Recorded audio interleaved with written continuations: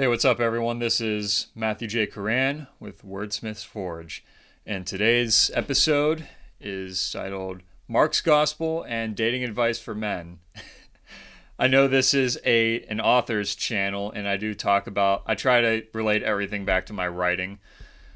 And honestly, a lot of my work was inspired not by other fantasy as much as by the Bible itself. And I like to relate things from the Bible to how I put things into my book and also how I live things out in my own life and my own experiences. And I think they can be helpful for other people. And so today I kind of want to talk about how one single passage of Mark can help out men so much with understanding leadership, especially when it comes to the dating realm, because I see this mistake happen a lot and I've fallen into it myself.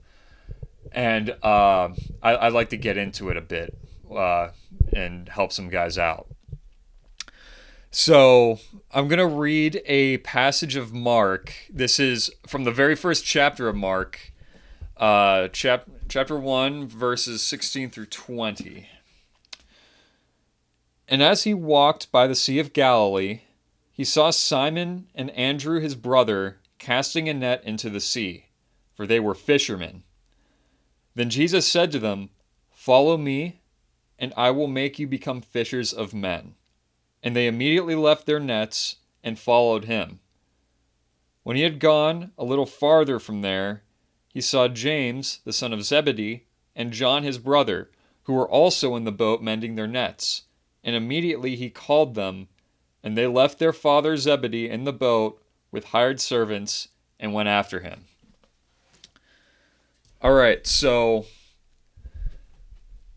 there's a lot of things that kind of go on with the call of the first disciples, and in the gospel according to Luke, we hear a bit more in depth what happens there, but the essence of what Mark is saying is so powerful.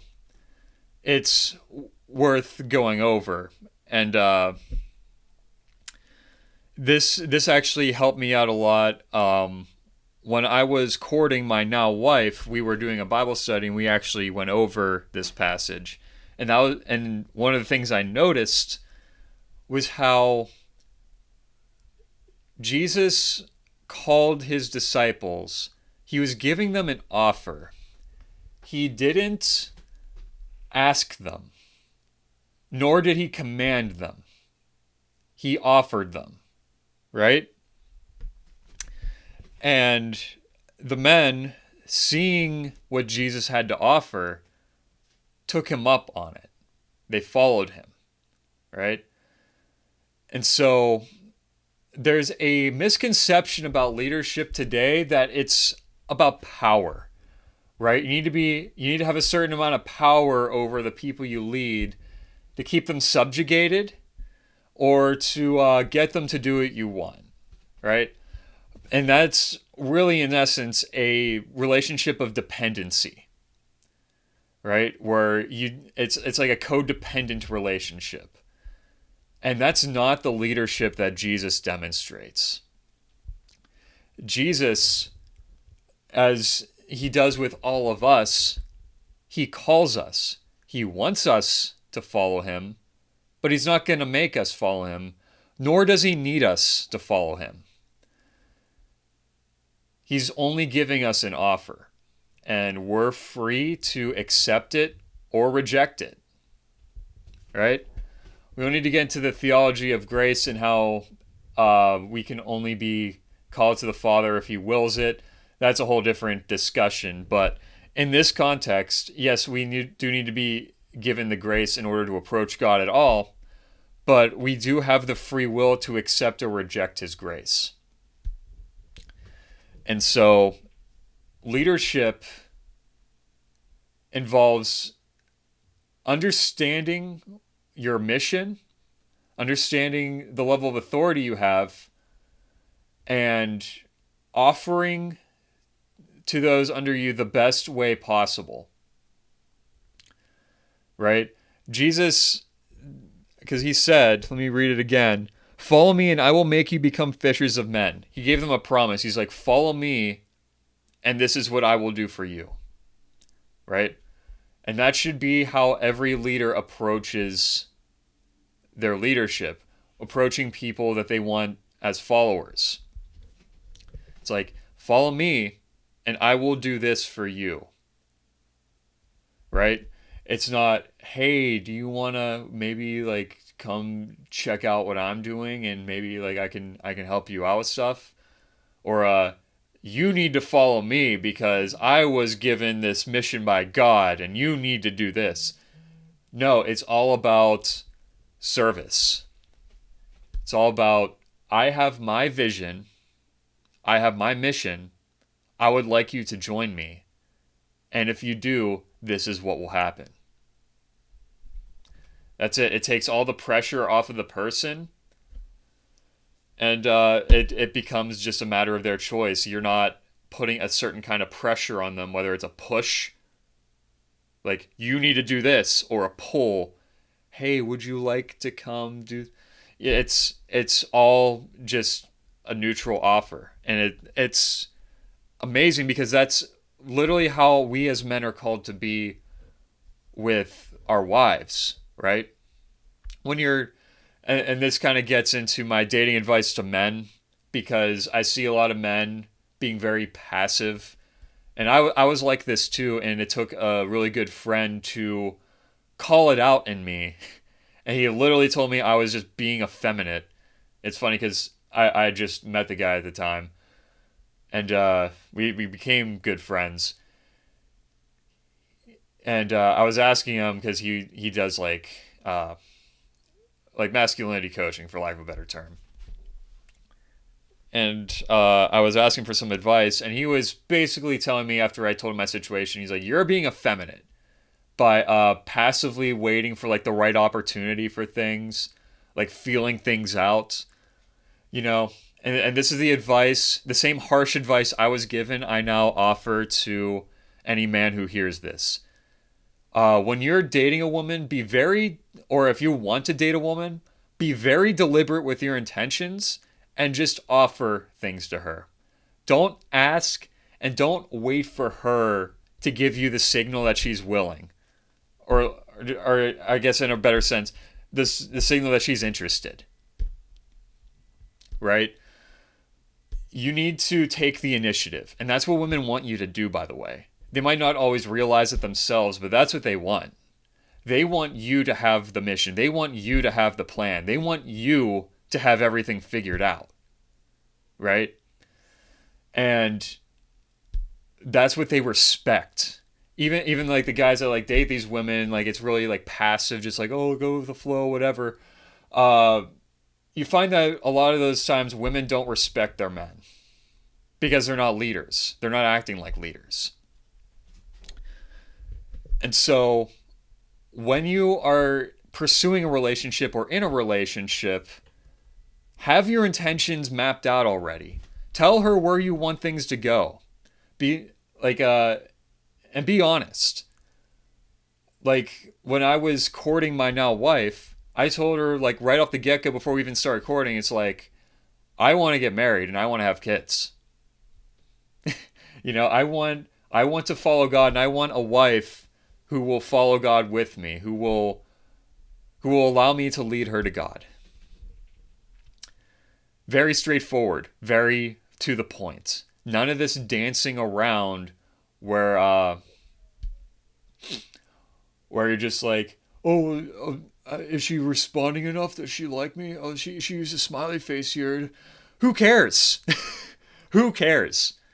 If she doesn't want to share your mission, share your vision, and don't come off strong either way. Like, oh, you want to marry me? Like after just meeting her? No, but you let her know where you're planning on going, and invite her to come along. It's like a job interview. Like invite her to come along and see. Like, hey, I would like to get married one day, and I think you and I might be a good fit. Let's find out and see if this works.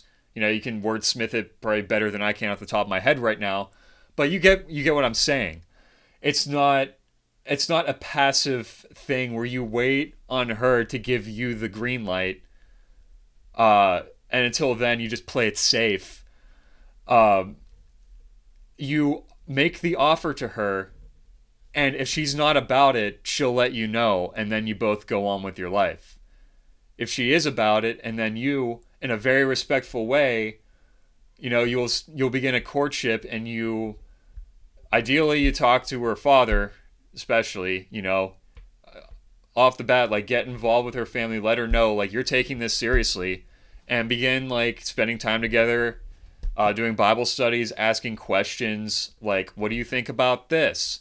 Are you, like, what is your position on like different things that are important to you, and that you wouldn't want to compromise on. Don't compromise. Be upfront about what you believe and why, and you will see that women will respect that more.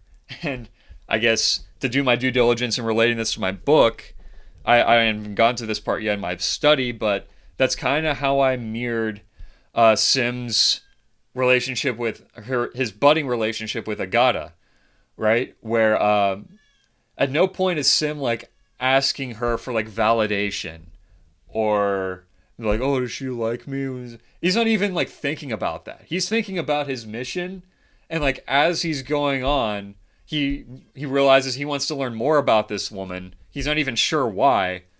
Like I make it very instinctual, where like he's just a man doing his job. He has a mission. He's a gardener, right? He has what he does and he focuses on that. But when she comes along, he's like, I'd like to learn more about her. I don't know why, but like, I don't know. I'm gonna make a deal with her, right? And so they go along and have this banter, and notice how she's receptive to it because he's not giving off the vibe that he wants something from her. That's the key takeaway. If you're gonna disregard everything else in the video, at least take this away. When you approach women, don't approach them with something where you want something from them. Like you want validation, you want conjugal relations outside the context of marriage. You don't want any of these things from her. You don't want ego validation or anything. Like you're just giving her an offer. Just like how Jesus didn't need anything from his disciples. He didn't need them, right? He's God. He doesn't need anything from anyone. He desires for them to draw closer to him so he can share in his kingdom with them. But it's an offer. He doesn't need them. He's not desperate. Don't be desperate for a woman's affection. Why would you be desperate for a woman's affection? Have a mission, and that's where have a mission and a relationship with God. Discern what God's mission for you is and how you can best do that, and let that be your validation. And that way, when a nice woman comes along and you want to know her, court her, and potentially marry her, you put her in the proper context where she is your helper in that mission. She is not your source of validation. She is not your be-all, end-all. She is not your trophy. She is your helper. And that's what Genesis is all about. That's why God created woman, to be a helper to man. And that doesn't mean like you get to like treat her poorly or like be a tyrant over her, because the man is also called to love the woman. You can love her in a proper way, but she is your helper. She is not your idol. She is not your goddess. She is not anything that God should be in your life. And so don't be passive. Take the initiative. Have a plan. Have a relationship with God first. And then talk to her as if she's your helper, be loving toward her. If you do end up marrying her, especially, be loving toward her, and allow her to be your helper. Lead her, guide her, give her a environment where she can nurture, and she will be the delight of your life. And that's going to be it for this video. Until next time, take care, and God bless.